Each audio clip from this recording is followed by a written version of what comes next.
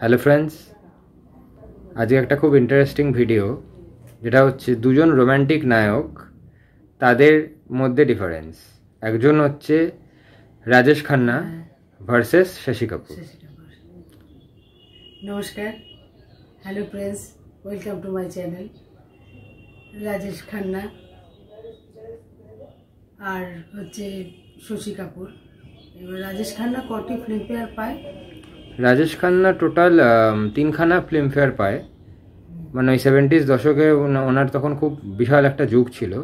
2টো Filmfare মনে হয় টানা পায়, আর একটা মনে হয় একটা বছর ছাড়া পায়।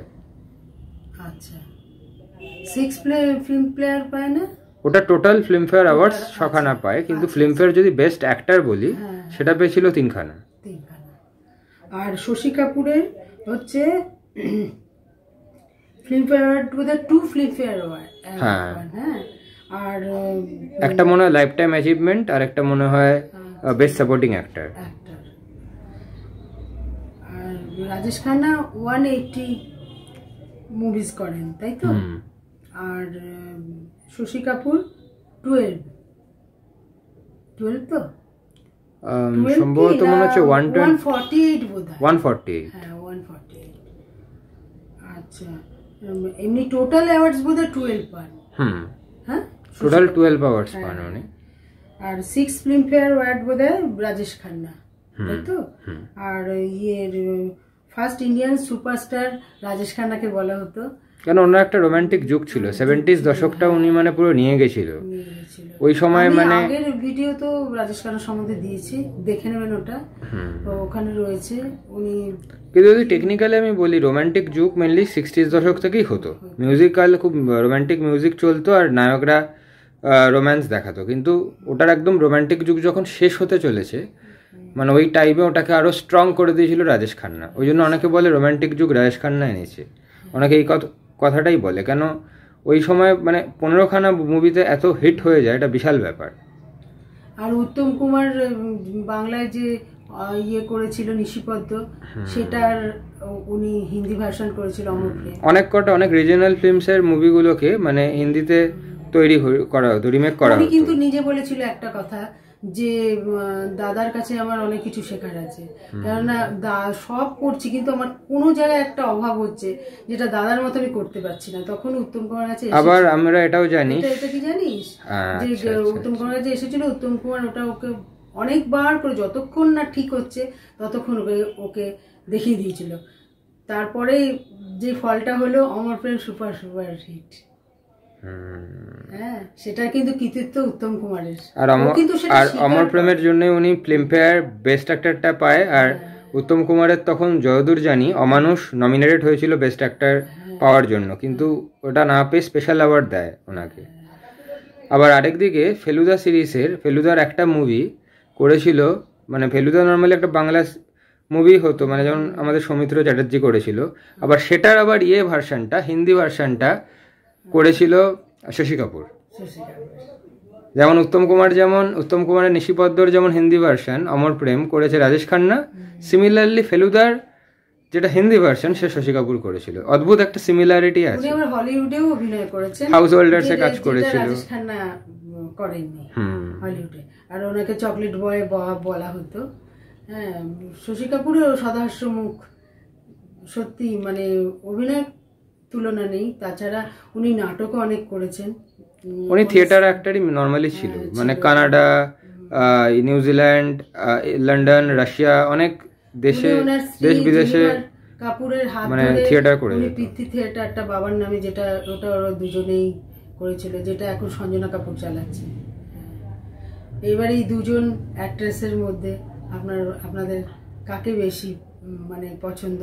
দুজনের মধ্যে কেউ ফেলনার নয়, এটা যেহেতু ভার্সেস করা হয়েছে সেই জন্য দুটোর, কিন্তু একটা সবসময় কোশ্চেন মার্ক সবসময় থেকেই যায়, মানে এটা আজও আছে।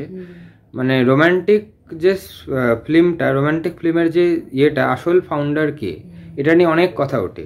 কেউ আবার অনেক সময় বলে শশী কাপুর, কারণ শশী কাপুর রাজেশ খান্নার আগে সিনেমায় ঢুকেছিল।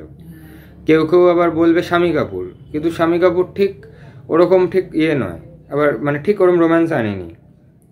কেন তার মানে শামী কাপুর ডান্স চেষ্টা করেছিল, কি বলবো, মানে লিপসিং এর স্টাইল পাল্টেছিল। ঠিক রোম্যান্সটা এনেছে কে, এটা নিয়ে আজও একটা কথা ওঠে। জয় মুখার্জিও ছিল, অনেক অনেক অভিনেতারা ছিল, কিন্তু যদি বলতে পারি 70 দশক নর্মালি 70s একটা শিফট হয়, রোম্যান্স থেকে অ্যাকশনের দিকে যায়। ওই শিফটিংয়ের টাইমে লাস্ট যে রোম্যান্টিক যে যুগটা এনেছিল, সেই যুগে এই দুটো অ্যাক্টারেরই কন্ট্রিবিউশন আছে যদি ওইভাবে দেখতে হয়। কিন্তু এবার আমি যদি বলি অ্যাজ আ রোম্যান্টিক স্টার বা অ্যাজ আ রোম্যান্টিক সুপারস্টার, সেইভাবে বলতে গেলে আমার বলতে হবে রাজেশ খান্নাকে, এটা কোনো আনডাউট।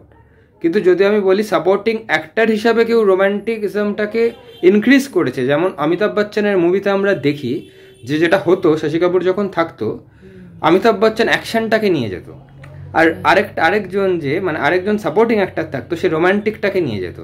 মানে হ্যাঁ একদম এক্স্যাক্টলি, মানে একজন অ্যাকশনটাকে নিয়ে যাচ্ছে, মুভি চালাতে গেলে দুটো এলিমেন্টই লাগে, হয়তো পুরোপুরি অ্যাকশন ওরিয়েন্টেড মুভি, কিন্তু যদি রোম্যান্টিজম জিরো করে দেয় সেই মুভি চলবে না। সবকিছুই দরকার আছে, যেমন ড্যান্সেরও দরকার আছে, তেমন রোমান্টিসিজম দরকার আছে, আবার ইয়েরও দরকার আছে, মানে অ্যাকশনেরও দরকার আছে। এই জিনিসটাকে এই যে থিওরিটা, এটা পরবর্তীকালে যখন অনেক টাইমের পর দিওয়ানা বলে একটা মুভিতে, মানে শশী কাপুরেরই মানে দাদার ছেলে ঋষি কাপুর যখন করেছিল, ঋষি কাপুরকে দিয়ে রোম্যান্টিজম পার্টগুলোকে দেখানো হয়েছিল, আর শাহরুখ খানকে দিয়ে অ্যাকশনটা ইউজ হয়েছিল। সিমিলারলি শশী কাপুরকে ওই জায়গাতেই ব্যবহার করা হতো, শানেও তাই ব্যবহার করেছিল ওনাকে। ওই জন্য ওনাকে অনেকে সাপোর্টিং অ্যাক্টর হিসাবে খুব ভালো বলা হয়, খুব এক্সট্রাঅর্ডিনারি সাপোর্টিং অ্যাক্টর হিসাবে। বিনোদ খান্না যেমন কম্বাইন্ড থাকতো, রোম্যান্টিজম আর অ্যাকশন একসাথেই দেখাতো সাপোর্টিং অ্যাক্টর হিসাবে, কিন্তু শশী কাপুর রোম্যান্টিজমটাকেই প্রমোট করতো না। ডাইরেক্টরও বুঝতে পারেন যে কাকে দিয়ে কোন কাজটা হবে, সেটাও তারা বুঝতে পারেন যে একে দিয়ে অ্যাকশন কাস্ট করালে ভালো চলবে। আর রিয়েলিস্ট, যেমন সুহাগ মুভিতেও আমরা দেখেছিলাম রিয়েলিস্টিক অভিনয় শশী কাপুর খুব ভালো করে। মানে যেহেতু অন্ধ হয়ে গেছিল, আস্তে আস্তে আমজাদ খানকে ধরতে পারলো, আমজাদ খানের আসল আইডেন্টিটিটা কি আস্তে আস্তে করে ধরতে পারলো ওটা। আর অমিতাভকে একদম স্ট্রেট ফরওয়ার্ড অ্যাকশন দেখানো হয়েছিল। ওই জন্য ওইভাবে যদি বলতে যাই, রাজেশ খান্না মানে যেটা কি বলবো, মানে ফার্স্ট হিরো যে রোম্যান্টিজমটাকে পুরোপুরি ইয়েভাবে প্রমোট করেছিল, স্ট্রং প্রমোশন দিয়েছিল, আর সাপোর্টিং অ্যাক্টর হিসাবে প্রমোট করেছিল শশী কাপুর।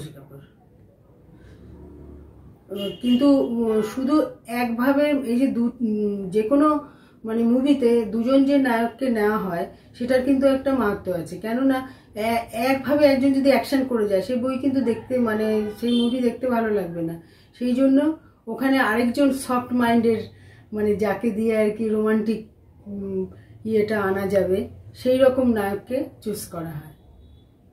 আচ্ছা, আর এই দুজন অভিনেতার তো কোনো তুলনাই হয় না। এবার আপনাদের কাকে আপনাদের বেশি রোমান্টিক আর আপনার অ্যাকশন মনে হয়?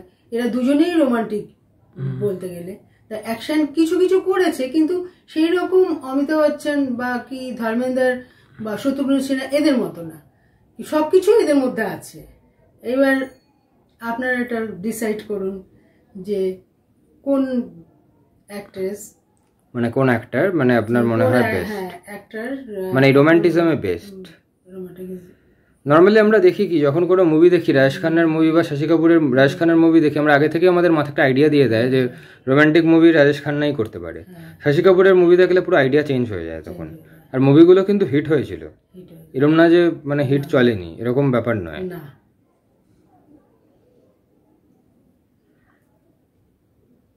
আশা করি আজকের ইয়েটা ভালোই লেগেছে আপনাদের।